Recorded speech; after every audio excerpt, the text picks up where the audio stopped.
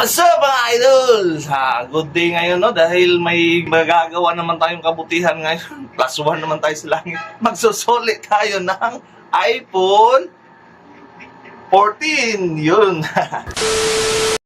Kasi ito, dumating sa akin ito na pinapatanggal na yung password. Sabi ko naman na baka sakali naman sulit na lang natin yan dahil mas maganda. Baka mamaya bigyan pa tayo ng may-ari dito ng reward. So ayun, sabi ko sa kanya, sabi niya, sige, walang problema yan, pare. Kasi kakilala ko din yun. Sabi ko sa kanya, mas maganda na isuli na lang ito. Kaya pumayag naman siya.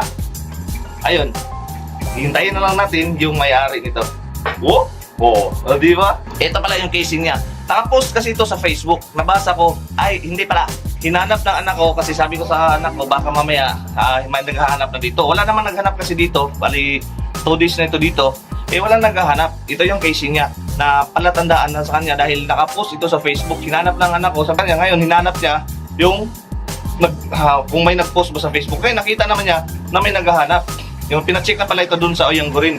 Pero pagkatapos sa Oyang Gurin, pinacheck din sa akin kasi inayawan nga ng technician kasi mas sampayo din ng isang technician doon na isoli na lang. Ngayon, napunta nga sa akin, ayun, na-convince ko siya. Nang nakita ng anak ko na nakapost, kinunta ko agad yung Facebook nung may-ari. Nung nakunta ko siya, tinawagan ko siya, sabi ko, huwag ka na pong mag-alala dahil safe na safe po yung phone nyo. Ayun, antayin natin yung may-ari na darating ngayong araw na to. So ito na mga idol, nandito na yung may-ari. So ito na po yung may-ari ng iPhone 14, si Madam. Ay, yung anak pala niya. So, sobrang lungkot niya talaga siguro lang, no? Siya, sabi niya, na-depress siya agad. Tinatrack niya yung Kaya pala nawala ng signal kasi pinaano niya yung SIM. Opo, nawala na siya yung SIM card niya actually is kinuha na namin ng bago. Oo, kaya kinuha nawala na namin ng bago. Taka ako nawala ng signal. Sabi ko baka pinablock sa NPC. Pero nilagyan ko lang Pero naka-block na siya talaga ang EMI niya. Opo, pinablock na namin. So ginausap ko yung nagdala dito, yung sabi nga habal driver kasi nakita ka ng anak ko, nag-scroll yung anak ko doon sa mga page kung may naghahanap ba.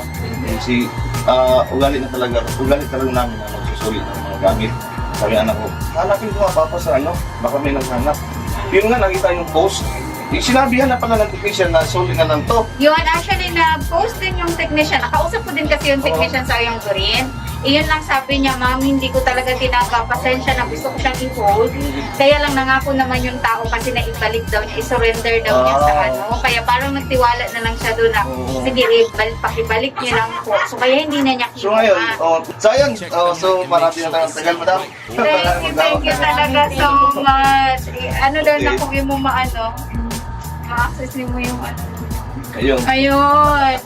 Ayun mga idol, na-open na. Well, magbigay naman talaga ako ng kasi yun din ang sinabi ko talaga dun sa na magbibigay ako dun sa... Oo, para sa nakapuno. Habal driver nga naman talaga yun. Oo, so...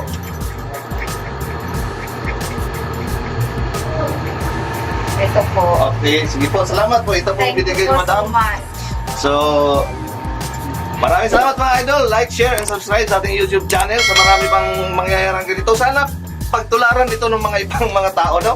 Kasi, yun naman talaga dapat. So, bye-bye! Salamat! Thank you!